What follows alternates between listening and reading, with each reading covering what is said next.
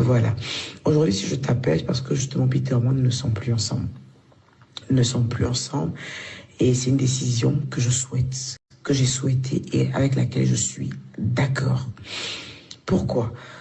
J'ai en face de moi, en fait, quelqu'un qui est là pour ses intérêts. J'ai en face de moi, en fait, quelqu'un qui a pensé qu'il allait trouver la poule aux yeux d'or.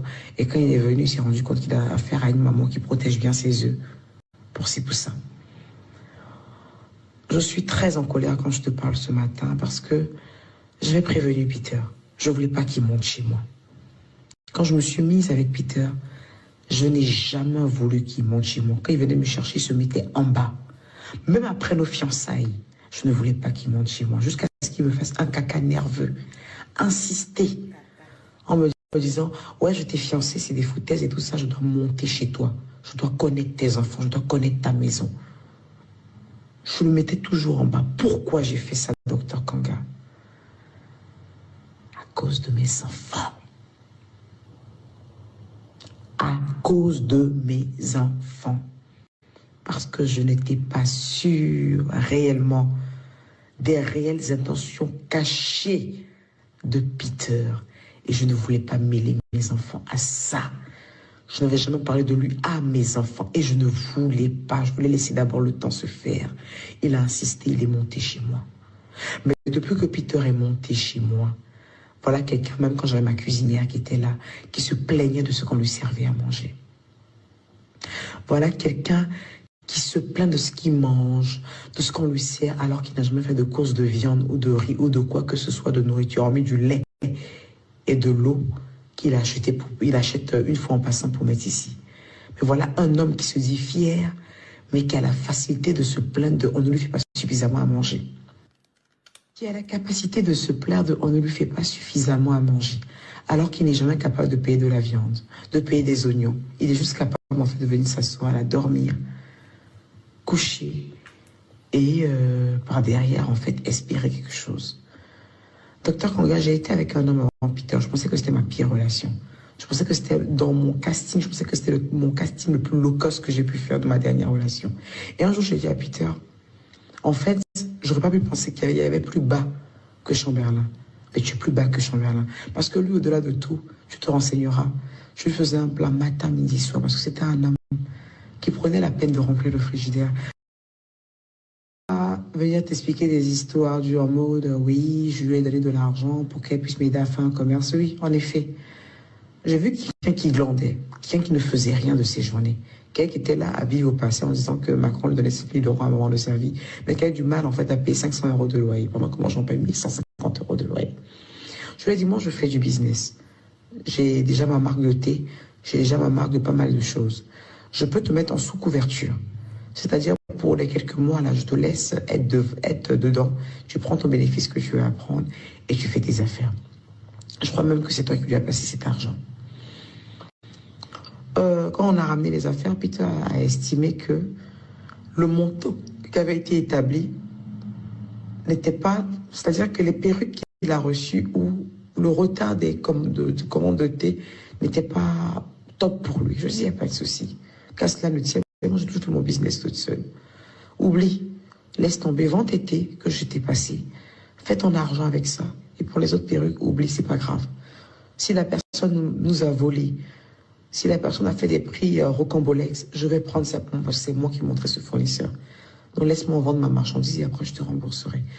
Donc aujourd'hui, si je dois de l'argent à Peter, c'est parce que je voulais avoir la bonne foi de lui dire, si tu estimes que les perruques sont trop chères, laisse tomber, moi je vais garder ça, c'est pas grave.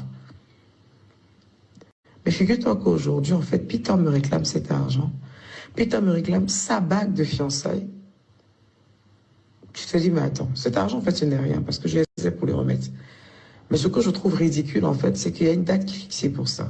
Je ne prendrai pas dans mon fonds de commerce ou de l'argent de mes enfants pour donner de l'argent pour une marchandise qui est déjà là, mais qu'ils refusent de prendre. Tu comprends?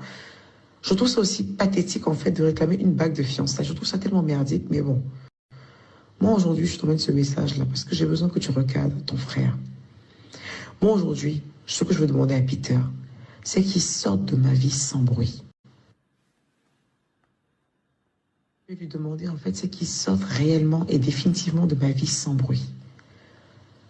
Déjà, il y a un truc qu'il a entaché que je ne vais jamais lui pardonner.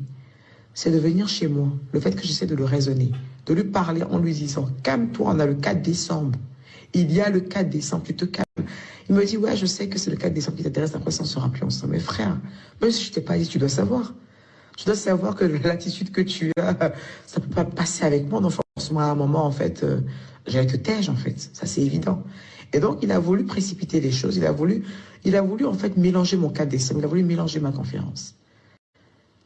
Tu comprends? Mais ça encore, c'est moins grave avec le fait que mes enfants l'aient connu et qu'aujourd'hui, il y ait ce genre de problème. Parce que je ne voulais pas qu'il monte chez moi. J'ai fait tout pour le maintenir en bas. Je ne voulais pas le présenter à mes enfants parce que je savais que c'était quelque chose qui n'allait pas aller très loin. Au fond de moi, j'avais cette conviction-là. Il a insisté, même après nos fiançailles, tout. Moi, aujourd'hui, ce que je demande, docteur Kanga, c'est que Peter sorte de ma vie, mais de la plus belle des manières, sans bruit. Je veux même oser lui demander quelque chose, parce que personne, la majorité des gens ne croient pas en cette relation. Pour beaucoup de gens, en fait, cette relation, c'est une couverture. Peter sert de couverture. Je pense qu'il a une belle vie devant lui qui l'attend. Voilà. Bon, je l'ai trouvé couché sur son lit, dans sa chambre, à ne rien faire, être sur son téléphone. Je pense qu'il peut profiter du peu de notoriété que je lui ai donné afin qu'il puisse maintenant se créer une réelle vie. Que de toujours tendre la main à des vieux pères ou à des gens comme ça. Parce que moi, je travaille dur pour ce que j'ai. Je vais lui demander aujourd'hui de sortir de ma vie sans bruit. Et si c'est possible, même qu'on puisse faire passer notre relation comme un buzz. Qu'on puisse faire passer notre relation comme un buzz. Parce que je ne lui ai pas fait de mal. Et j'estime qu'il me doit quand même ça.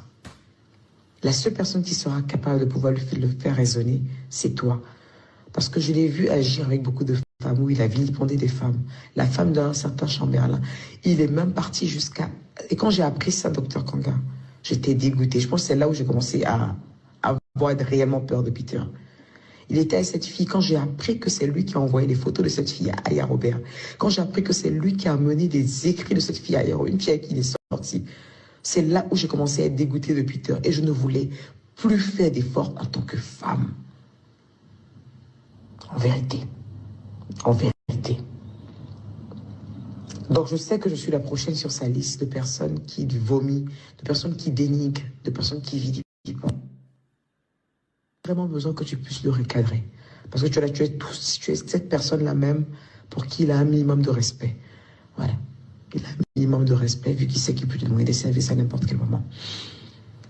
Donc j'aimerais vraiment que tu puisses le recadrer, qu'il reste bien dans son coin.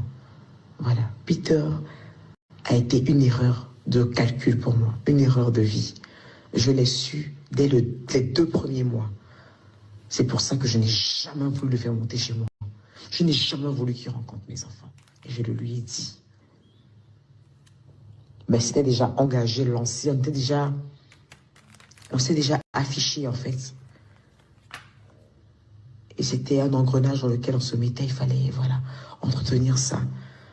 C'était devenu comme une sorte de game, une sorte de challenge.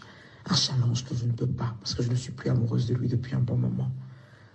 Voilà.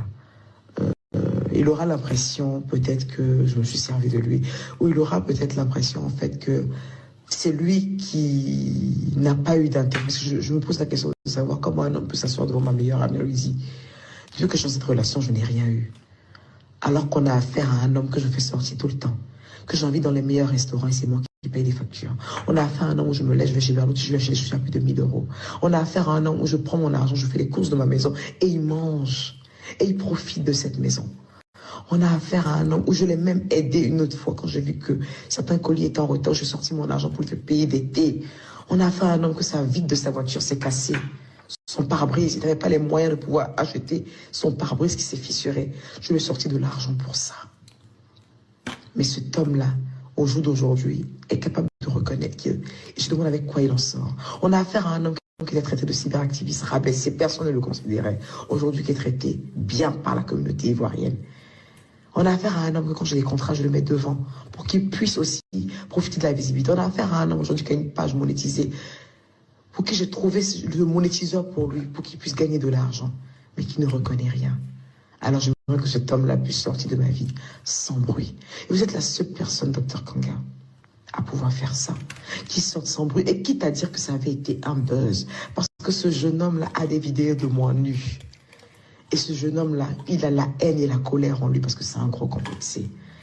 Je vous en prie, Dr Ganga, canalisez ses émotions. C'est tout ce que je demande. Peter, je n'en veux plus jusqu'à ma mort, mais canalisez ses émotions, je vous en supplie.